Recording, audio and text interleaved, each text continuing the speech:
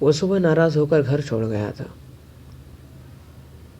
بیمار والدہ اور بہنیں دہلیز پر بیٹھی پریشان رو رہی تھی اور نیچے پہاڑی پگڈنڈیوں کو تکے جا رہی تھی۔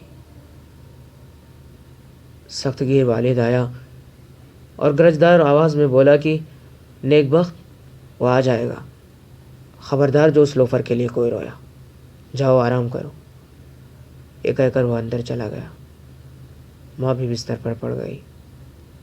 رات کے آخری پہر بے چینی سے ماں کی آنکھ کھلی، چپکے سے دہلیز کی طرف جانے لگی تو دیکھا وہاں والد شال اوڑھے کھڑا نیچے پگڈنڈیوں کو تکے جا رہا تھا۔ ماں دھیرے سے بولی، آپ سوئے نہیں؟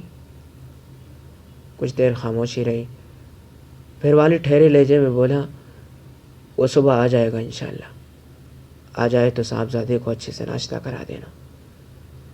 جاتے ہوئے پھر رک گیا اور والدہ کو کہا کہ ہاں اس سے کہنا کہ ابا بالکل بھی غصے میں نہیں ہیں۔